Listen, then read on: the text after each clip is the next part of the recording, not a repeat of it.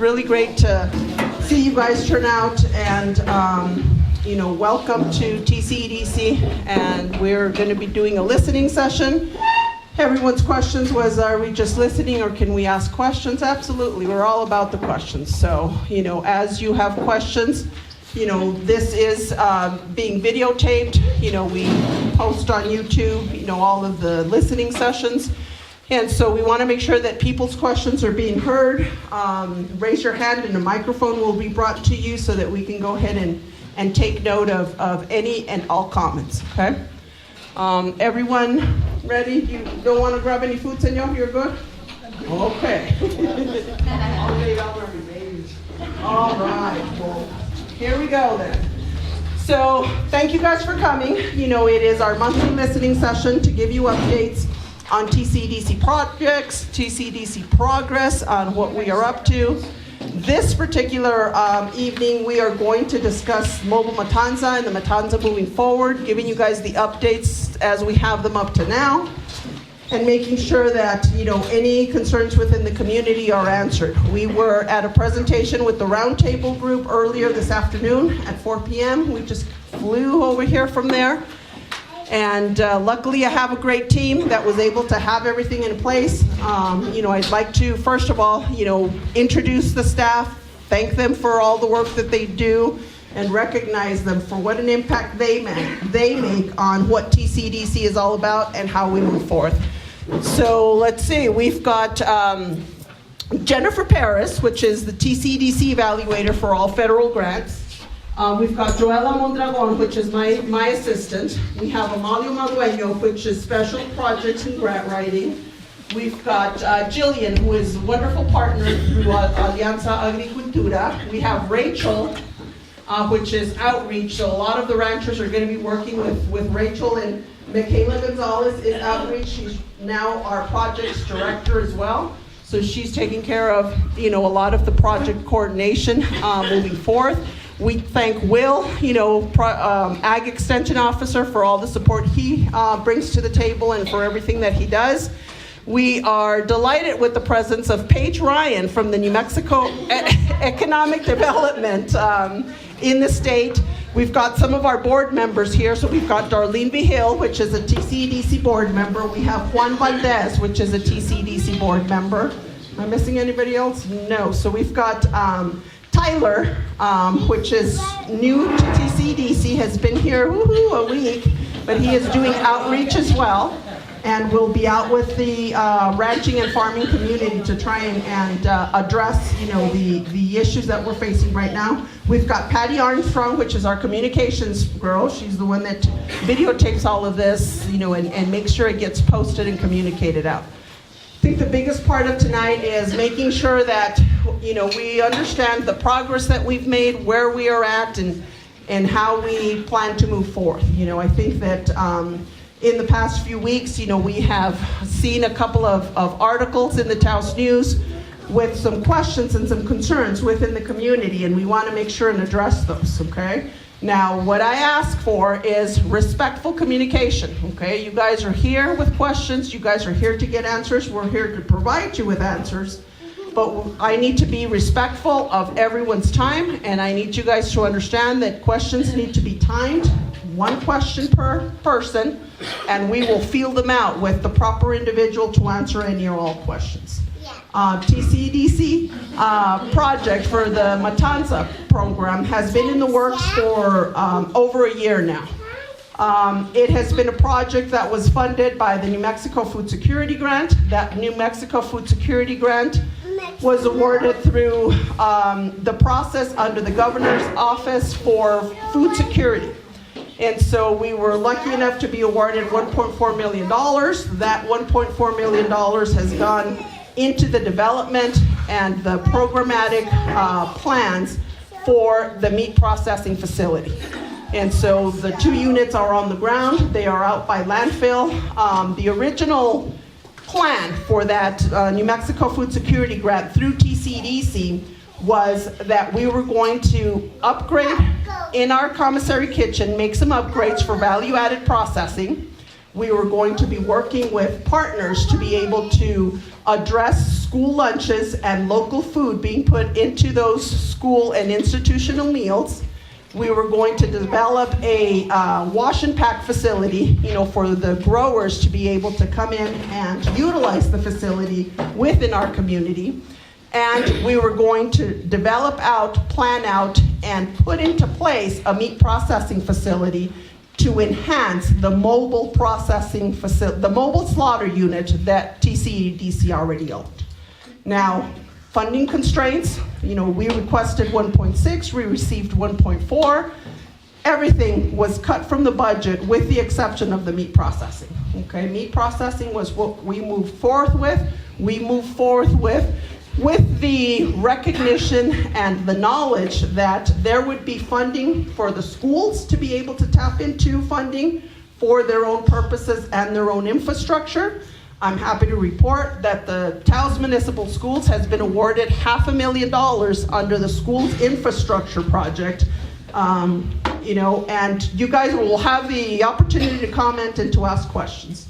That infrastructure, was put into play thanks to the participation of the county, which was through Ms. Darlene Behil, TCEDC, and Dr. Labella, which is the Food and Nutrition Director for the Taos Municipal Schools. So they were just awarded, the school infrastructure grant, and it was in the tune about $500,000. That will help them. They identified, so the work with the school that we do is done by them, okay? We met with Dr. Labella. Dr. Labella then consulted with her workers and her team to identify the need. That is TCEDC, okay? We're not gonna assume what's good for you. We're not gonna assume what you need. We're gonna put into place infrastructure that is gonna help the community. So when the Matanza project comes into play, it has been something that has been publicly shared throughout, okay? That you guys have, input to the development of this. We've met with you guys here in listening sessions for over a year now, where you've been able to give input on what the corrals should look like, on what the capacity of our facilities has been and will be, and that, all needs are met. We've got 2 units on the ground. We're still working on the permits. We know what needs to be done. We don't claim to be the best at what we do, but we have experts at the table to be able to cover what needs to be done. Not the ones that are going to be out there building the infrastructure and putting the fences up for the corrals. There's a specialist we're working for that. We go through the New Mexico Environment Department for wastewater and water treatment. That we will go in front of the commission for a special use permit, because that is the regulation. Everything is being done by the book. Everything that needs to be addressed will and is being addressed. And so I think that bottom line, the performance that you've seen by TCEDC is for this infrastructure, and to make sure that the infrastructure is in place for an economic and viable, sustainable food system within our community. So with that said, I know that people want to get to comments and questions. Mobile Matanza, have a committee, we'll form a committee, so we're moving forth, the input. There's ranchers here that have been at the table since the get-go. I've told you, from the beginning that you guys are going to be a part of the development, and that's absolutely true. We've got new people, at the table that have come through. So we want to hear from all of you. We want to know where you guys are at and what your thoughts are. So Q&A, questions? You guys want to start out with questions? Comments? Got one right here. Okay. Hello. Greetings, everyone. My name is Mark Flores. I'm the president of the Taos Schools, and I just want to comment as to how beneficial this will be to our students and to our community. Taos has historically been an agricultural community. My grandparents were farmers and ranchers. I currently ranch and farm, and I just have a comment that within the United States, it's been proven that 2% of the population actually feed the 98% of the population. And here in Taos, some of these people that are in opposition of this great endeavor are claiming that it's only going to benefit 1 or 2% of the community. Well, that 1 and 2% is what feeds the community. So I think that we need to rally together and continue to support this great endeavor. Great, thank you. Yes, your question. guys, if you guys can state your names and any affiliation that you might have. Take care of other things, but. My name is Bethany, and I'm not affiliated. Sorry. A little closer, yeah. Okay, I don't want to blow anybody's. Yeah. So I'm kind of referencing an article that came out in December stating the mayor, the chairperson, Matanza, saying the hope was to grow it to 250 a week. So I know right now the goal is 50, but it was mentioned 150 was the eventual goal. I know the need is there. I know that the need is there. And then you also mentioned that with the increased access and profitability, it would be beneficial for folks that are doing it now to increase their herd and then kind of increase the demand. So just curious about long term, but I can't really hear you. I'm so sorry. That's much better. Okay. So looking at long-term growth, either capping it or how big will this get? So, as we did, again, we were at a roundtable discussion earlier, so, there's two other people that participated in this. One was Will, the Ag Extension Officer, and Jillian, with Agricultura de Taos. The capacity is the words up to. You guys were handed a fact sheet, the words, and it wasn't the mayor, being quoted on that. It was our plant manager, it was our Matanza manager, that Lucas Salazar, that was, stating to up to, 150. First clarification, so it's a TCEDC project, okay? TCEDC went out for funds, TCEDC secured the funds. In order for a nonprofit in New Mexico to receive funds from the state, because of the anti-donation clause, we need a fiscal sponsor, okay? So that fiscal sponsor was the county, okay? So the county took the project on with financial management for that and provided, that red tape clarification for us to receive those funds. We need a fiscal sponsor. So that's how the county came to the play.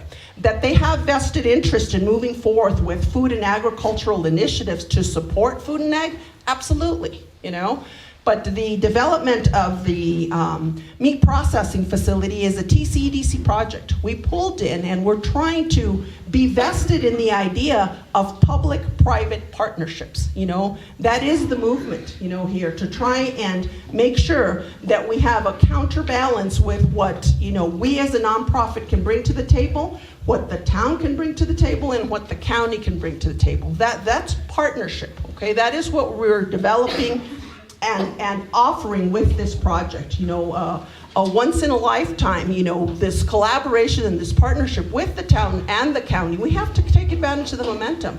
So TCEDC, as a 501c3 community development company, went out, requested the funds, wrote a proposal, were funded for this New Mexico Food Security Grant, but it is a TCEDC project. The size and the capacity of our meat processing facility, on the ground, is 50 carcasses. We can process up to 50 carcasses a week, okay? That is our capacity. That can change. Even though the structures may be 5 separate and they're refrigerated units, okay? It's not a brick and mortar, it's something that is gonna be 5 separate modules, to be able to process up to 50 animals. The reality in that is a lot less. What we can grow up to is 50. That 10 years from now, we are able to do any more than that is possible, and we do want to attain that because that's where the economic viability for our ranchers is. I've got a rancher here, Andy Martinez, that wants to make a statement. Well, So- I just wanted to make a comment,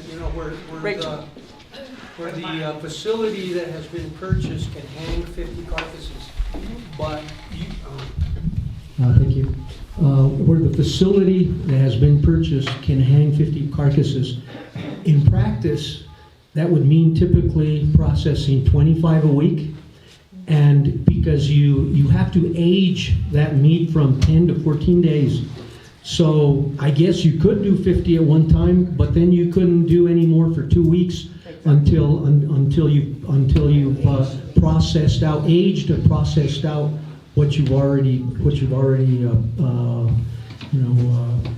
basically put in that locker. Yeah.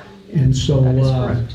in practice, 25 a week is probably the maximum, and which is about the smallest size of slaughter plant that you can have economically, with a 4 to 5 person workforce. Yeah. So it's relatively lean and mean in terms of operations. Yeah. So. And again, under USDA standards, we're categorized small to very small. So we're, the potential, is just not there. Mercedes, I want to jump up the second part of that question. It's a great question of, would this entice people to increase their herd sizes automatically because you have an economic output? The thing to remember with grass-fed finish, who's eaten a cull cow straight off the range? It's not great, okay? For grass-fed finishing, there's going to be a lot of quality control work that's going to need to be done. If you're trying to finish on grass, you have to do kind of a leader-follow herd rotation. To do that, oftentimes people will actually lower your stocking rates because you want to have the best possible feed out there. That's not saying that we're going to have less cows in the future, but again, the target would be a higher quality feed, e.g. grass, that's out there. Something we haven't talked about, we focused a lot of this facility on cattle. It's going to be processing sheep and goats as well. And there's a lot of space out there in the landscape in small fields, fallow fields, irrigation, Ricecchia fields that are smaller scale for goats and sheep. And this is going to benefit that as well. And again, the benefits of rotational grazing, of having ruminant animals out there, encouraging soil health with rotational practices, which is now, y'all, I've been around a lot of the state. Taos is like pretty amazing for how many people are practicing healthy soils programs, doing rotational grazing, putting electric fence out there. It's pretty impressive. We really are on the forefront of a lot of these processes at a smaller scale. So it's not about more cows, it's about a better quality feed. Okay.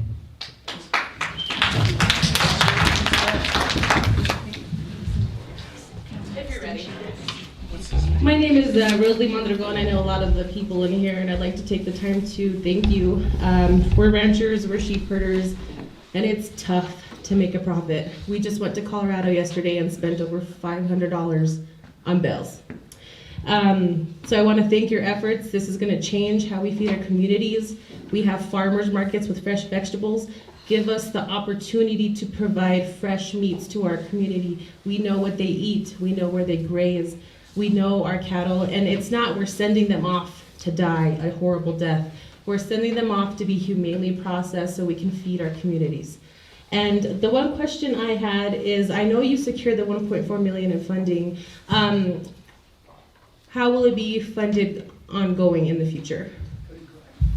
So the long-term answer to that is we need to start making money. So it's a business, okay? We are a nonprofit, it's a business. We do need to start generating that. We are a fee-for-service, so basically we are here to make sure that these ranchers, if you guys already have your customers, then you're just processing with us, and we provide a service for a fee. If you guys need help opening those markets and you guys need, assistance in going into the markets, again, we are working with the Taos Municipal Schools now. Our goal is to have those institutions cover this local healthy meat. Again, it could be sheep, it could be beef. And so the long-term goal is we need to be income generated. Short-term goal to finish up is we are looking at the states for funds. We did secure a USDA grant that is going to help us with a lot of the educational components. So we realize that, for this to happen, we do need, people like Will, like Jillian, that are going to be educating, about regenerative ag, about rotational grazing, and about healthy soils, That is very important, and that is something that, as our nonprofit goes into this endeavor, it was thought of. So we went out and we found funds under USDA to be able to do that. We need healthy soils. And so what we've been talking about is, with Alianza Agricultura, we already have a partnership that is going to do farm visits. We're going to have a mentorship program for beginning farmers and ranchers to be able to help you guys get into market, get healthy soils, and provide these markets with this healthy local meat, okay? So we're looking at all funds, private, state, and federal, to go on. The long term is to stop that dependency. They will be part of the project to get started and to build our foundation, but we need to be income generating. We need to make sure that you guys, as the ranchers and the farmers, are making money and that things are getting paid out of the project.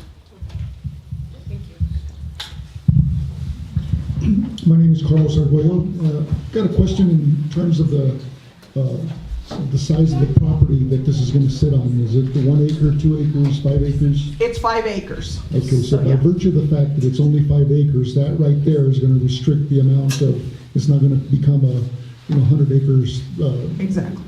feedlot, which is, I think, what a lot of people are afraid of. You get 100 acres and you get, 5,000 animals on there. Well, yeah, that's going to create a stink, but this is, you're restricted and it's not going to, my other question is, when a farmer brings in an animal, it's not going to sit there for weeks getting fattened up. That animal's already come in grass fed and finished, so it's only going to be in there for a short amount of time before it gets processed.